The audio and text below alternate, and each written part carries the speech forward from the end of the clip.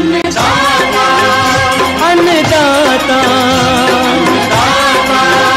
अन्नदाता, नीत तुम्हारा अन्नदाता, पग पग पर है संग तुम्हारे अन्नदाता।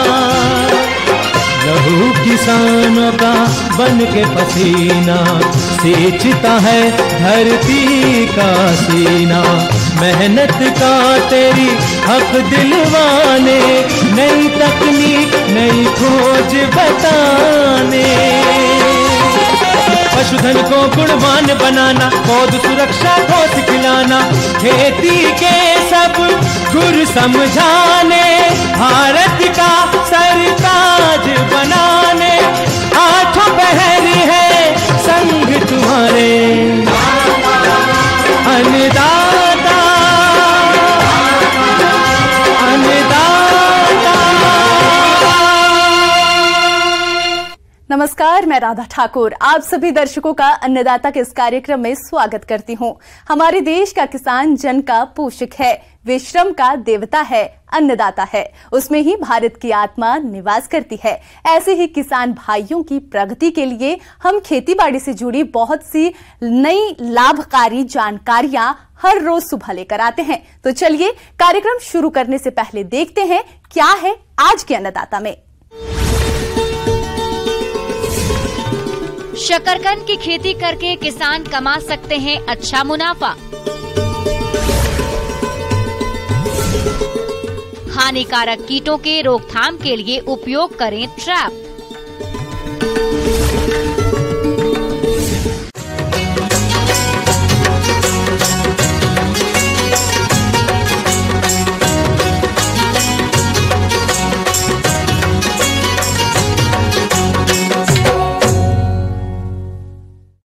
शकरकंद की फसल मुख्य रूप से अपने मीठे स्वाद और स्टार्ची जड़ों के लिए उगाई जाती है। भारत में लगभग 2 लाख हेक्टेयर जमीन पर शकरकंद की खेती की जाती है।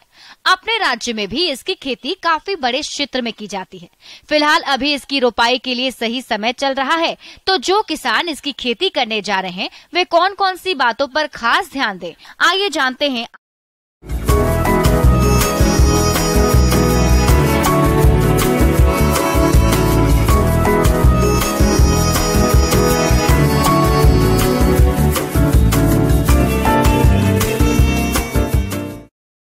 शकरकंद यह जो है बल्ब क्रॉप इसको कहते हैं, ट्यूबर क्रॉप बोलते हैं।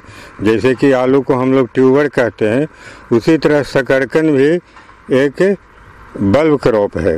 और इसका जो है खेती जो है बिहार में, मध्य प्रदेश, उत्तर प्रदेश, ये सब राज्यों में जो है इसकी बड़े पैमाने पर खेती होती है। और इसका उपयोग जो है कई रूप में किया जा सकता है। जैसे कि कुछ लोग शकरकंद को उबाल कर सज खाते हैं, इसका चिप्स बनाया जाता है, इसका आटा बनाया जाता है। और इसका लत जो है, इसका जो लत्ती जो है जानवरों के पाउडर के रूप में भी उपयोग किया जाता है। शकरकंद की खेती के लिए 21 से 27 डिग्री तापमान उपयुक्त माना जाता है। शीतोष्ण या समशीतोष्ण जलवायु वाले स्थानों पर सफलतापूर्वक उगाई जाती है और जहां से 75 से 150 सेंटीमीटर वार्षिक वर्षा होती है, वहां इसको आसानी से उगाया जा सकता है। तो कटिंग लगाने के पहले खेत की तैयारी बहुत अति आवश्यक है। तो खेत को पहले जो है मिट्टी पलटने वाला ट्रैक्टर से उसको कर लें, जिसको मोल बोल पलाव कहते हैं, उससे उसकी पूरा जुताई कर लें। उसके बाद 2-3 बार कल्टीवेटर से जुताई करें। और हाँ, अंतिम जुताई के समय लगभग उसमें 250 क्विंटल सड़ी हुई गोबर की खाद और लगभग 40 किलो फास्फेट और 40 किलो पोटास, 30 किलो नाइट्रोजन, ये तीनों को अंतिम जुताई के समय खेत में डाल के अच्छी तरह से मिला देना है। पोषक प्रबंधन के तहत नाइट्रोजन की आधी मात्रा व फास्फोरस व पोटाश की पूरी मात्रा शुरू में लता लगाते समय ही जड़ों में देनी चाहिए। शेष नाइट्रोजन को 2 हिस्सों में बांटकर एक हिस्सा 15 दिन में, दूसरा हिस्सा 45 दिन टॉप ड्रेसिंग के रूप में प्रयोग करना चाहिए। अब जहाँ तक इसकी खेती की बारी है तो इसकी खेती के लिए हमें उन्नत किस्मों का चुनाव करना चाहिए। तो शकरकंद में कई तरह का कलर आता है। कुछ शकरकंद उजला होता है, कुछ लाल होता है, कुछ बैगनी कलर का होता है। तो जिस कलर का लगाना चाहते हैं उस कलर का पहले प्रभेद का चुनाव करें। तो मुख्य प्रभेद में जैसे आपका राजेंद्र शकरकंद 5 है, राजेंद्र शकरकंद 35 है, ये सब वाइट कलर का होता है। और राजेंद्र शकरकंद 47 या पर्पल कलर का होता है। और जैसे किरण हुआ, गौरी हुआ, ये सब का जो कलर जो होता है रेड होता है। शकरकंद लगाने का 2 तरीका है। पहला तो है कि अगर आपका कहीं से उसका लत मिल जाता है, तो जैसे कि परवल का जैसे कटिंग करके लगाते हैं उसी तरह का हम कटिंग उसको लगाते हैं। शकरकंद की खेती के लिए हमें 1 हेक्टेयर खेती के लिए 84,000 लताओं के टुकड़ों या कटिंग की आवश्यकता होती है। एक कटिंग की लंबाई 20 से 25 सेंटीमीटर रखनी चाहिए तथा एक साथ 2 से 3 कटिंग खेत में लगानी चाहिए। कटिंग लता के मध्य और ऊपरी भाग से लेनी चाहिए। उसके बाद मुख्य खेती में लता लगाने के लिए उपयुक्त रहती है। 20 से 25 सेंटीमीटर लंबाई का उसका लत काट लेते हैं। लत काटने घड़ी ध्यान यही रखना है कि नीचे वाला भाग नहीं हो, ऊपर से और नीचे वाला भाग। तो 25 सेंटीमीटर की लगभग लंबाई उसका काट लें और सेकेंडरी नर्सरी में उसको 20-20 सेंटीमीटर की दूरी पर लगाते जाएं। और मेड़ से मेड़, लाइन से लाइन की दूरी 60 सेंटीमीटर रखें। शकरकंद 3 तरह से लगाई जाती है, टीला विधि, मेड़ एवं नाली विधि और समतल विधि द्वारा। वैसे इन तीनों विधियों का अपना अलग अलग महत्व है। टीला विधि जहाँ जल जमाव की समस्या रहती है वहाँ अपनाई जाती है और दूसरी मेड़ या नाली विधि ढलाव वाले भूमि के लिए उपयुक्त रहती है। समतल विधि हर जगह के लिए उपयुक्त है, किंतु 1 माह बाद जड़ों पर मिट्टी चढ़ाकर मेड़ बनाना आवश्यक होता है। और उस भाइन को मेन फील्ड में लगाना है। तो लगाने का जो उसका जो दूरी जो हुआ, तो कहीं कहीं लोग लाइन से लाइन 50 रखते हैं, कहीं लोग 60 से रखते हैं। तो निर्भर करता है कि वह वैरायटी का बढ़ाव कैसा है। कहीं वो ज़्यादा फैलने वाला तो नहीं है। अगर ज़्यादा फैलने वाला रहेगा तो हम उसको लाइन से लाइन 60 रखेंगे। और पौधा से पौधा की जो दूरी है, कटिंग से कटिंग जो लगाएंगे, वो हम लगाएंगे 20 से 25 सेंटीमीटर की दूरी पर। किसान भाइयों, अभी तक आपने खेती से जुड़ी हुई कुछ उपयोगी जानकारियां देखी। अब लेते हैं एक छोटा सा ब्रेक और जल्द ही लौटेंगे और कार्यक्रम में आगे भी है खेतीबाड़ी से जुड़ी महत्वपूर्ण जानकारियां, तो बने रहिए हमारे साथ।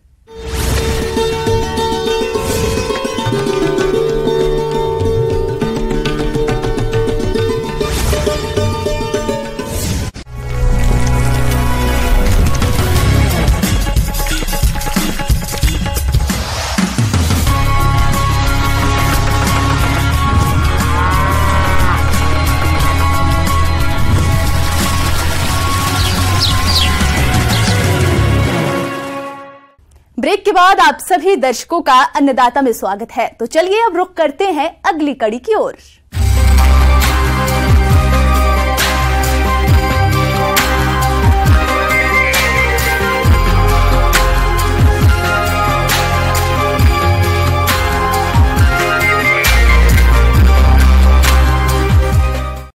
आमतौर पर फसलों में कई प्रकार के हानिकारक कीटों का प्रकोप होता है जो कि फसल को काफी नुकसान पहुंचाते हैं और इनके नियंत्रण के लिए अक्सर किसान रासायनिक कीटनाशी दवाओं का प्रयोग करते हैं, जिससे फसल की लागत तो बढ़ती ही है, साथ ही उत्पादन में भी इसका कुछ न कुछ असर रह जाता है।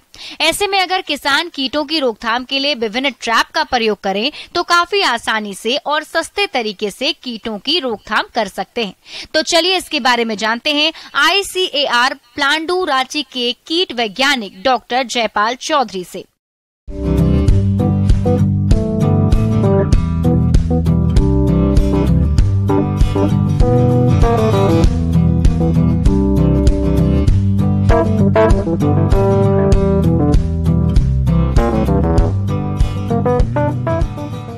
किसान भाइयों को जानकारी के लिए आवश्यक है कि बहुत सारे जो कीट नियंत्रण की विधियां हैं उनमें कीटनाशकों के अलावा और भी बहुत सारा विधियां हैं। किसान भाई, इसी में हम बात करते हैं ट्रैप्स की।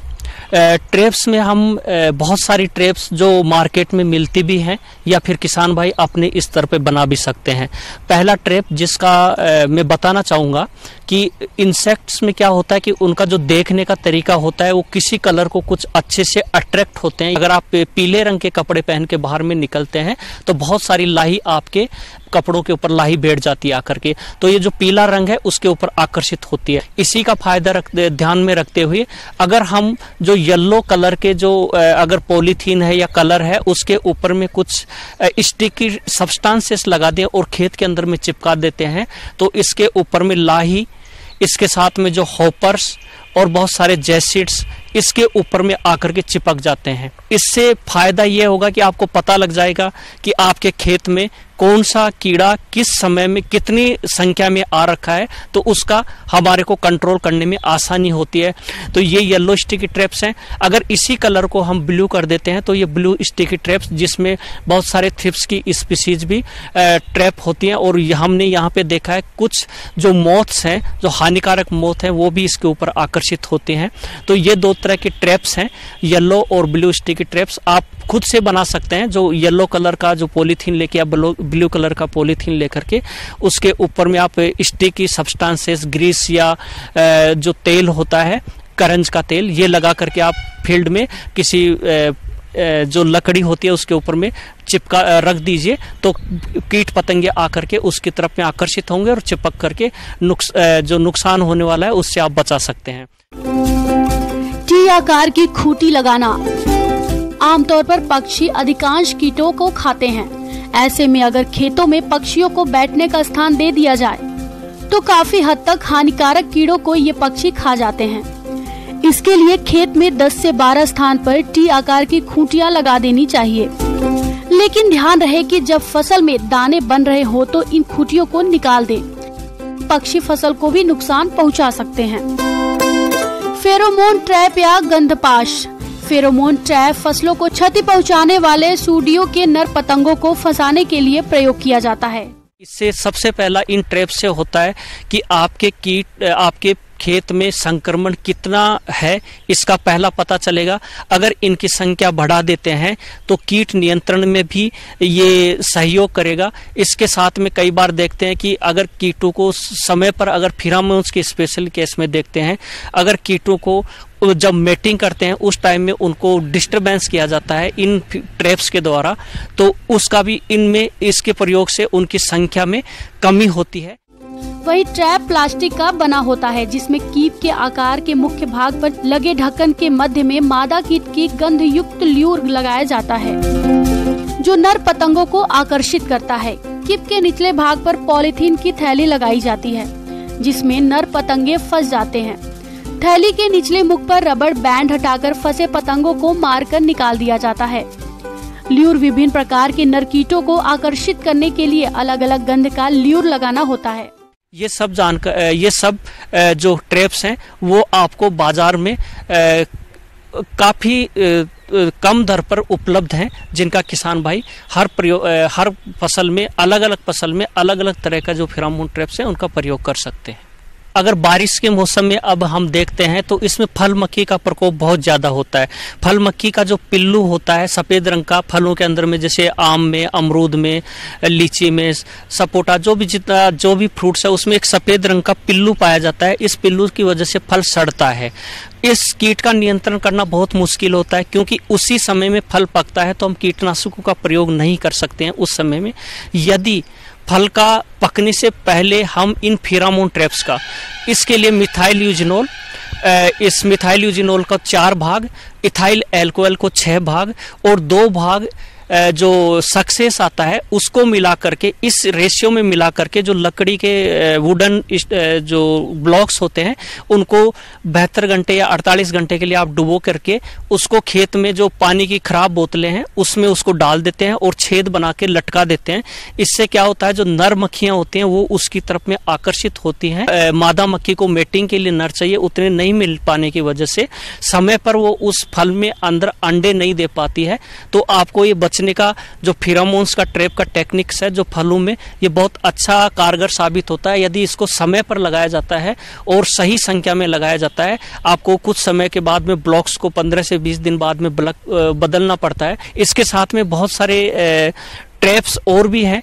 इन ट्रैप्स को जो ये अगर कलर जो उसकी बात कर रहे थे, तो कुछ यूवी लेंस होती हैं जिसके ऊपर में इंसेक्ट बहुत आकर्षित होता है। उसका फायदा उठा करके अभी जो बारिश का मौसम है, हम लाइट पर देखते हैं कि बहुत सारे कीट पतंगे, स्पेशली जो दीमक का प्रकोप है वो बढ़ जाता है। दीमक का जो एडल्ट्स होते हैं वो लाइट पे आते हैं। इसके साथ में जो सफेद लट होती है उसका जो भ्रंग होता है वो लाइट पर आता है। तो इसी का फायदा उठा करके यदि हम खेत में एक बल्ब जला करके उसके नीचे में जो एक बड़ा सा बर्तन रख के उसमें थोड़ा केरोसिन डाल दीजिए, इसमें बहुत सारी जो शाम के समय में दीमक और जो सफेद लट के जो भ्रंग है वो आकर के नियंत्रण होंगे और जो आने वाली फसल है उससे आप बचा सकते हैं। ये देसी तरीका है। इसके साथ में आपको मार्केट में बहुत सारे लाइट ट्रैप्स और सोलर बेस्ड ट्रैप जो मिलते हैं वो उनका भी आप प्रयोग कर सकते हैं, जो लाइट ट्रैप्स हैं। किसान भाइयों, फसलों में ट्रैप का लगाने के फायदे अनेक हैं, जो इस प्रकार से हैं। हानिकारक कीटों को नियंत्रित करता है और हानिकारक कीटनाशकों के प्रयोग को कम करता है। वहीं आर्थिक रूप से होने वाले नुकसान से बचाता है और अच्छे गुणवत्ता की पैदावार मिलती है, जिससे किसानों को अधिक फायदा होता है। आगे और भी है खेतीबाड़ी से जुड़ी बहुत सी रोचक जानकारियां, पर यहाँ रुकेंगे एक छोटे से ब्रेक के लिए और जल्द ही हाजिर होते हैं।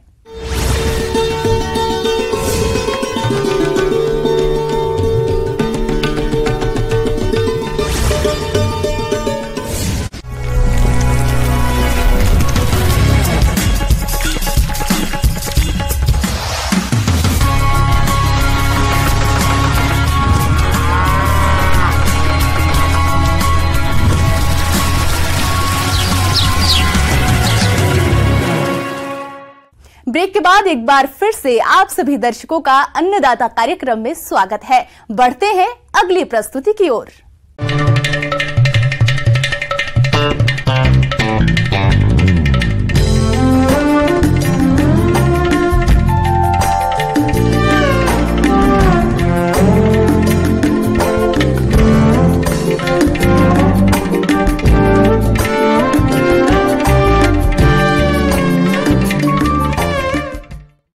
किसानों की आमदनी बढ़ाने की कवायद में जुटी सरकार पूरे देश में अरोमा मिशन के तहत औषधीय फसलों की खेती को बढ़ावा दे रही है। लेमन ग्रास भी उसी में से एक फसल है, जो कि एंटीऑक्सीडेंट और विटामिन सी का सबसे बेहतर सोर्स है। लेमन ग्रास ऑयल का सबसे ज्यादा इस्तेमाल परफ्यूम और कॉस्मेटिक उद्योग में होता है। जैसे जैसे ये इंडस्ट्री बढ़ती चली जा रही है, लेमन ग्रास की मांग भी बढ़ती जा रही है। इसलिए किसानों के लिए ये फायदे का खेती बनती जा रही है। लेमन ग्रास की खूबी यह है कि इसे सूखा और बंजर प्रभावित इलाकों में लगाया जा सकता है। चलिए इसकी खेती के बारे में जानते हैं वन उत्पादक संस्थान लालगुटवा रांची के कृषि वैज्ञानिक डॉक्टर योगेश्वर मिश्रा से।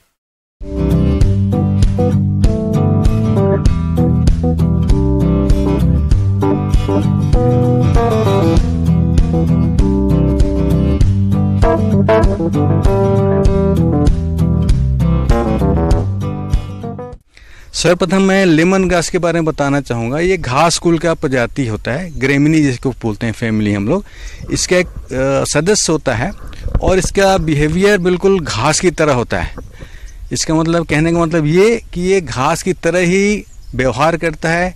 ये चाहे आप इसको बहुत ही आर्द्र कंडीशन में या बहुत ही सूखे कंडीशन में ग्रो करना चाहें तो दोनों ही तरह की स्थिति के लिए बहुत ही उपयुक्त होता है। लेमन ग्रास, जिसे नींबू घास भी कहते हैं, इसकी खेती सिंचाई की सुविधा हो वहाँ तो हो सकती है, जहाँ सिंचाई की सुविधा नहीं हो वहाँ भी की जा सकती है। जहां सिंचाई की सुविधा नहीं होती वहां इसे बरसात में लगाएं और जहां सिंचाई हमेशा मिल सकती है वहां अधिक ठंड और अधिक गर्मी को छोड़कर कभी भी लगा सकते हैं।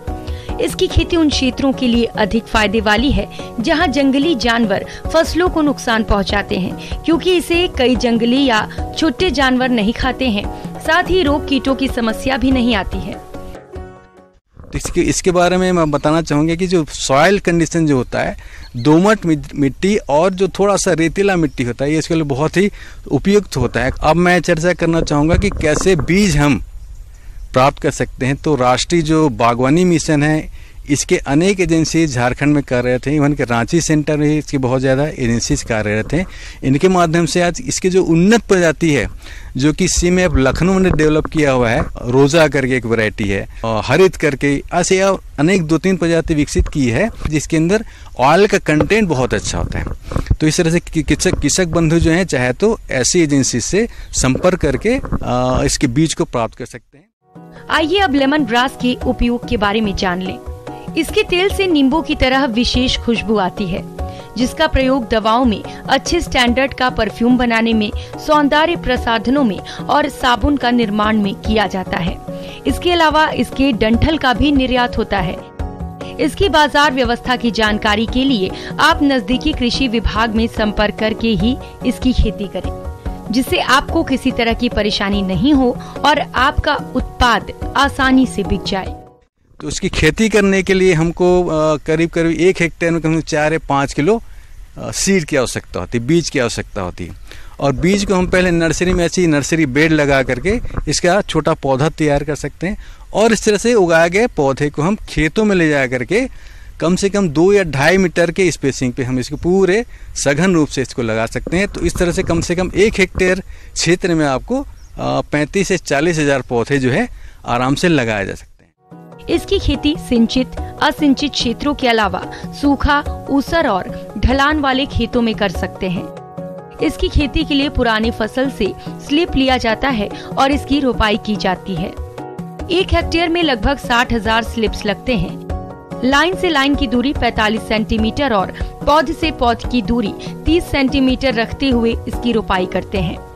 रोपाई से पहले खेत की तैयारी के समय गोबर की खाद या वर्मी कंपोस्ट डालें। अन्य रासायनिक उर्वरकों का प्रयोग नहीं करें। अगर कंपोस्ट खाद उपलब्ध न हो तो उस दिशा में रासायनिक खादों का प्रयोग करना पड़ेगा। खड़ी फसल में खाद उर्वरकों के प्रयोग की कोई आवश्यकता नहीं होती। रोपाई के बाद अगर बरसात का दिन नहीं है तो शुरुआत में सिंचाई करनी होगी। इस तरह से आपकी फसल 5 से 6 माह के बाद कटाई के लिए तैयार हो जाएगी। इससे कटाई किस तरह से करें? तो प्रथम बार जब आप रोपण करते हैं उसके बाद कम से कम 3 या 4 में जो प्रथम कटाई होती है वो 3 से 4 महीने के बाद होती है। 3 से 4 महीने तो आप कटाई कर सकते हैं। उसकी कटाई के लिए है कि कम से कम ऊपर 2 या 3 सेंटीमीटर हमको ऊपर छोड़ना पड़ता है, ठीक है, ताकि आने वाले समय में फिर वो एरिया जो है अच्छा पूरा भर जाए आपका खेत पूरी तरह से। तो इस तरह से 3 या 4 कटाई 1 साल के अंदर में हम कर सकते हैं और प्रति कटाई से कम 10 से 8 या 10 टन जो है प्रति हेक्टेयर उपज मीन्स लेमन ग्रास जो घास होता है वो हम तैयार कर सकते हैं। और इसको काट करके हम इसको एक सूखे एरिया में हम इसको सुखाते हैं, एक ड्राई एरिया में जो कि इनके शेडेड होता है, छायादार जगह पर इसको सुखाया जाता है। और यहाँ से फिर इसको जो आसवन करने वाला जो यूनिट है, डिस्टिलेशन यूनिट, वहाँ पर इसको सप्लाई किया जाता है। इसकी खेती में जहाँ तक लागत की बात है तो पहले साल 40 से 50 हजार रुपए प्रति क्विंटल लागत आती है। इसके बाद लागत कम आती है। आइए अब लाभ के बारे में बात कर लेते हैं।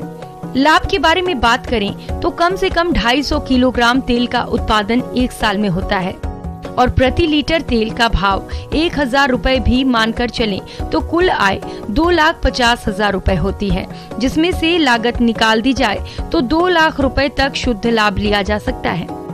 इसकी खेती में एक बात का और ध्यान रखना होगा कि आपके क्षेत्र में तेल निकालने की मशीन उपलब्ध हो, या आप चाहें तो किसानों का समूह बनाकर तेल निकालने वाली इकाई भी लगा सकते हैं। इसमें वही आसवन इकाई प्रयोग में लाई जाती है जो मेंथा के लिए प्रयोग होती है। इस तरह से हम देखेंगे कि प्रति हेक्टेयर आप 3 या 4 बार कटाई करेंगे, प्रति हेक्टेयर 3.5 से 4 लाख जो इसका रेट चला हुआ है 1500 रुपये पर लीटर इसके ऑयल का रेट होता है। तो इस तरह से कम हम 1 हेक्टेयर में 3.5 से 4 लाख रुपए का उपज हम निकाल सकते हैं। तो ये पूरा एक प्रोसेस होता है। इसके माध्यम से मैंने आपको समझाने की कोशिश की किस तरह से लेमन ग्रास की प्रजाति का आप खेती कर सकते हैं, किस तरह से इसको आय अर्जित करके आप अपने आर्थिक स्थिति में सुधार ला सकते हैं। बहुत बहुत धन्यवाद।